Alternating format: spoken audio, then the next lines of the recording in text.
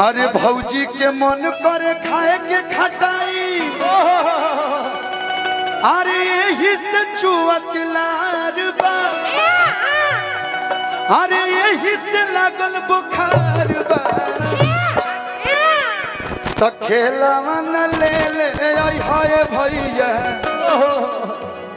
झुना झुना में ले ले हाय भैया। तो नया समाचार बा, खेलवा न ले ले नया समाचार बा, झुना में ले ले हाय भैया। नया समाचार बा,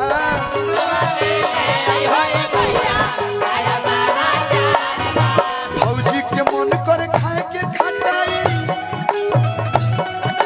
भौजी के मन कर खाए के खटाई, यही से चुअत लार बा, जे यही से लागल बुखार बा। असई घरे जाई न त हमर दोनों भतीजा रोवेला सो। देखी लइका भइल बड़ बात नहीं खे, घरे गइला पन बुझाता कि माई कितना कष्ट काटत ये लइका पाले में। अपने ना सुतेले भौजैया हमार, लेकिन दोनों बबुआ के सुतावेले। कबो कबो हमारे दिन सुतेले रात भर जगा दी। त कहे के बा त खेलावा न ले ले हाय हाय।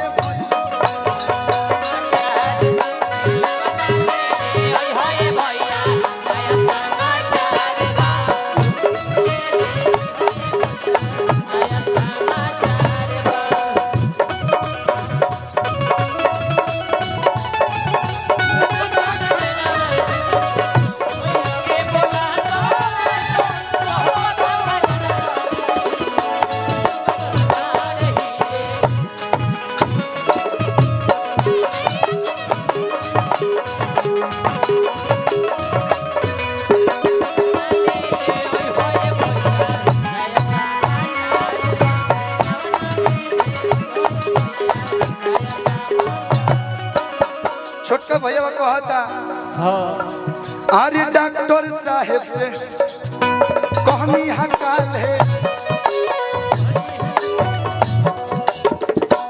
हेलो अभी जी प्लीज कम या कम टू नियर।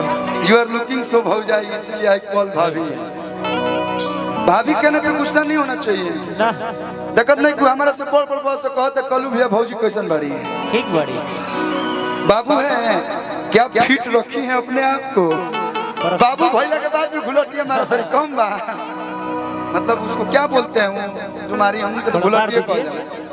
हाँ अरे है ना भाभी जी प्लीज कम। डॉक्टर साहेब से हाँ कहनी हकाल है, भौजी के आवे ओकाई, कहले हाँ घबराए के नइखे। बबुआ लात मालता कहले हाँ घबराए के नइखे, जल्दी भतीजा घरे आई। दूगो होने भतीजा दूगो है ने 25 जनवरी किंग करे के जाए के बस सोहर गावे। हनुमान पाने नामे हनुमान बा, लेकिन हनुमान जी के कोनो लक्षण नहीं थे। यहाँ के बिना पोछ वाला हनुमान जी हैं। वहाँ के बाल पर हम चारी रहुआ, बाप रे बाप देवता। मुस्कान ट्रेवल्स के मालिक दूसर का है यहाँ के शक्ति भैया। अरे तो डॉक्टर साहब से कहनी हकाल है, भौजी के आवे ओकाई, कहले हाँ घबराए के नइखे, जल्दी भतीजा घरे आई।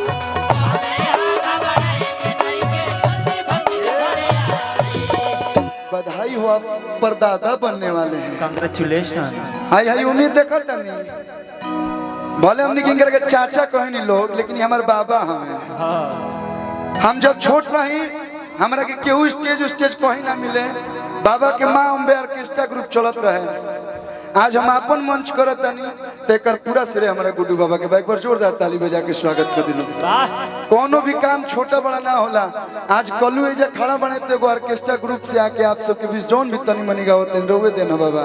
और जीवन भर चाहे कल्लू कहीं भी रहे, दहिया में जब तक सांस चली तब तक आपका आभारी रहूंगा। कि अरे जान लीजिए, ये हमारे पिताजी के परम मित्र हैं और हम लोग गार्जियन है, समय समय पे चाचा बाबा भाइयों बन जाले, छोट भाइयों बन जाले। आज हमें जो कमर मारत तनी सबसे पहले इनकर ससुरारी में कमर मारी स्टार्ट कर रही। बहुत बहुत धन्यवाद कि मेरे जीवन में ऐसे ऐसे गार्जियन है आज शुरू से अभी तक। अरे के बेरई हंसो हर गवावे, अरे कोनुआ के ही है विचार बा, आज कोनुआ के ही है विचार बा। उल्हा फनबू का यही पर चढ़बू एगो लड़का भइला पे तो होइसे कूदतिया, कुंवार हुई है तो का कइलो हुई है कतने कि पटना से बोएदा, अरे बुलाई दो नाचे कप, अरे करवाई दो न हो ए राजा हो काहे दोनी बोला कमरिया कमरिया तनी दबाई दो न हो।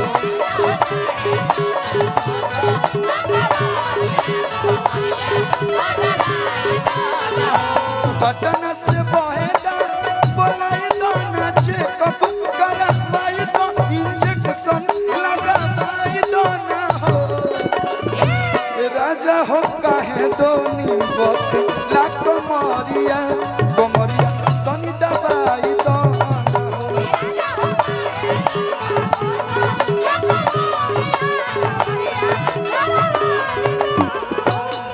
आधा घंटा लेटो दूसरा प्रोग्राम में चल जाए तो बनी, लेकिन एगो गीत गावाला झुमारी हरी झुमारी हरी झुमारी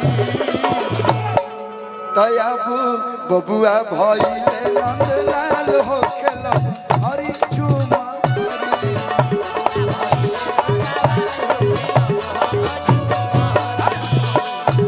भइले नंदलाल हो खेला हरी झुमारी।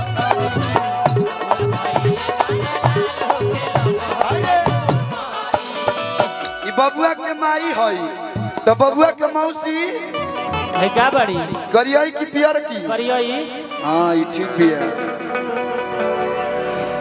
बबुआ के मौसी अरे खूबे लगावा, काठी काठी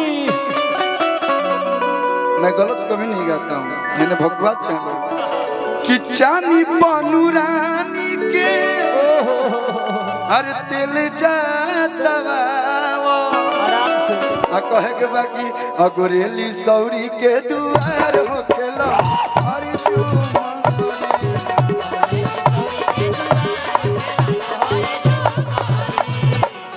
एक लाइन बबुआ के चाचा खातिर, या अरे बबुआ के चाचा अरे बड़ी कौन जूस हो भाई बा बेटा लुटा वसले मचूस हो।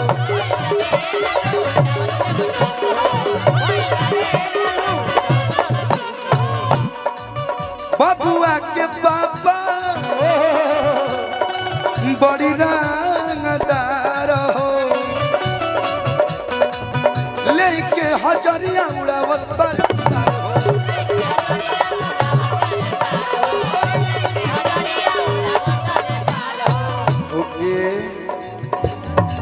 होके आंगन बीच खाड़ हो खेला हरी झुमारी।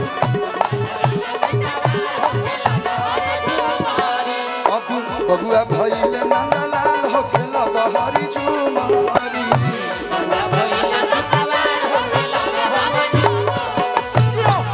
मनोज भैया का जितना तारीफ कर जाओ, वीरेंद्र भैया के, भारती जी आपका नाम ही भारती नहीं है, आप भारत और भारती दोनों हैं। एक बार जोरदार ताली बजा दीजिए भैया के लिए।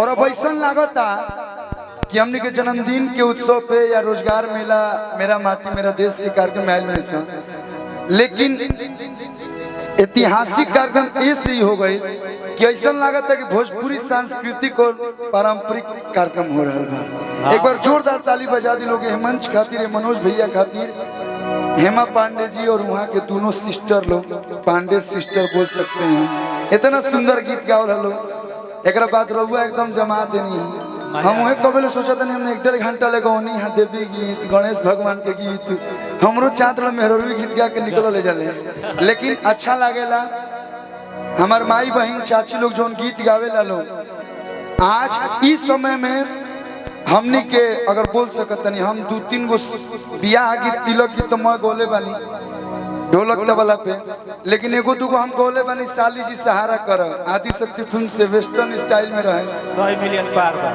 एगो खोला बबुआ पालकी के ओढ़िया गइल रहे उहो बढ़िया गइल रहे 100 मिलियन बा आता ना एगो मीडिया वाला हमरा कहल कहत काहे नहीं खिरो गावत बियाह गीत अब रउआ बताई दुआरे पर याद से विदाई से लेके सुहाग रात तक गा देनी अब का आ सोहरो गा दिले बनी लेकिन रउआ लोग के खास डिमांड पर एगो बियाह गीत के गाड़ी गीत जोन होला फिर से लेके आवत नहीं अपना ऑफिशियल चैनल से कल्लू म्यूजिक वर्ल्ड से तो एक बार भोजपुरी पारंपरिक गीत खातिर जोरदार ताली बजा दी लोग जोना के शक्ति सोना जी ही लिखी है बड़ी बढ़िया गीत देखी हमार बियाह होत रहे नु तिलक चढ़े तो हम खाली गाड़ी गीत सुनत रहे कि कौन हमारा कैसेट लायक बा तो बड़ी अच्छा गीत हमारे बाबूजी बड़ा बढ़िया गीत बताई ना वहाँ के मेन राइटर हेमा जी से हेल्प ले लिया जाए हाँ यो कहत नहीं देखी कलाकारन के संबंध बढ़िया रहे के चाहिए कि जहाँ आदमी मिलो अच्छा से मिले कहीं आदमी लागल कि ना हमारा कुछ चाहिए कोनो गीत चाहिए तो बोल नहीं बोलो हेल्प ले ले बा 2-4 गो उठा के अच्छा लागल हमने के एक साथ एक मंच पर बानी सा गार्जियन मनोज सिंह जी के भैया के बहुत बहुत धन्यवाद आई भी अभी मेजर में सोहर भैया हमरो मन करता है एगो सोहर सुनावे के सुना दी भैया एगो सुना देवे तो लोग एक बाद जोन आप लोग कहे लोग तो छोट रही तो एगो गीत गौले रहे